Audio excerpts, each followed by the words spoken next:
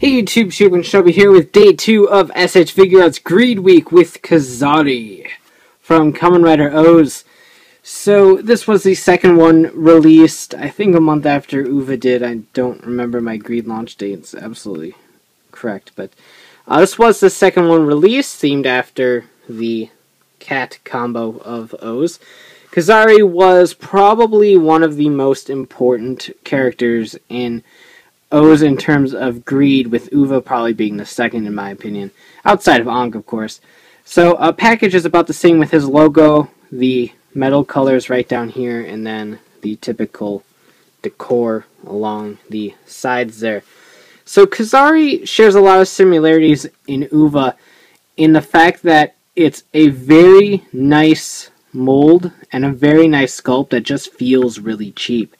Again, he has no die cast, so he is pretty light, but he does have a considerable more heft to him than Uva did. I don't know why exactly, but it's probably his big hair thing going on back here that gives him a little bit more weight.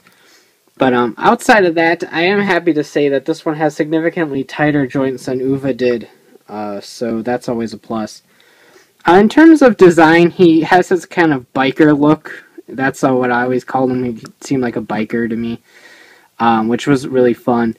He does have this really crazy, I don't really know what, wiry hair, I guess. This one kind of got bent. Some of them do get kind of bent a little bit, either in storage or in the package. But really, it just kind of adds to the effect, I think. I don't really think it's that big of a deal.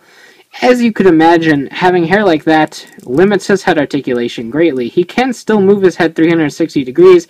You just have to get all this hair over the shoulder pad, which really isn't worth it. In fact, this one goes back behind there. There we go. So you just have these two hanging out in the front. Face sculpt-wise, I feel like something's off. I'm not entirely sure what, since I haven't actually seen O's in quite a while. Or at least haven't seen Kazari in quite a while. But it does look really cool. The eyes are a transparent reddish-purple plastic, which looks very cool in the right light. Obviously, it's a figure out there is no light piping or anything like that.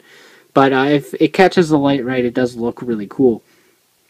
Same Greeed belt going on down here with the yellow gem.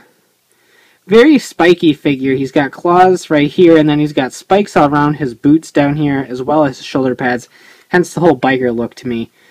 And he's got gold going down here, black down here, so he's kind of channeling his inner double or something with the silver down in the middle.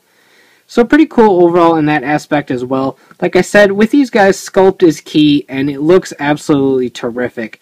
Articulation-wise, obviously these shoulder pads do hinder a lot, so you can't get full 360, but you can bend it enough to get that going. So they don't pose too big of a hindrance. Plus, these shoulders have quite a wide range, there we go, of movement. So, any pose you can possibly get with this guy, you can probably get, no problem. Double joint, swivel right up there at the bicep. Movement in the abdomen area here, however, this bit's kind of getting in the way a little bit. Not that bad. Ball and socket, hip joint, a little bit of a swivel there at the thigh, double joint, and the plastic ball joint on the feet. One thing is that it's very difficult to change this guy's hands because of this claw pit right here. It's pretty easy to get him out, but getting them back in is a little bit of a pain. But that isn't a huge deal since he only comes with 4 hands. So we're pretty much wrapped up with the sculpt. So we'll go over the accessories. Like his brethren Uva, he comes with 4 additional hands and an ugly Tamashii Stage. So you've got these 2 relaxed hands, and then these 2 pointy hands. I'm not sure what else to call them. They look like they could hold a sword or a gun if they wanted to, except he obviously doesn't have one, because the Greeds don't have weapons. But he comes with those. Then the same Tamashii Stage that Uva came with. Nothing spectacular here whatsoever. Yay. So there is that, and that is honestly it. Kazari is yet another Greeed release that has an exceptional sculpt, an amazing detail, and that's really what gets me excited about the kaiju monster releases that we get in the S.H.Figuarts line, because they always are incredibly detailed, accurate, and very stunning in the sculpt and paint. However, it's just one of those things where, once again, it feels like a pretty cheap figure thanks to the lack of diecast and the lack of accessories. You're paying an exclusive price for a pretty important character in the show that comes with a mere 4 hands and a crappy Tamashii stage.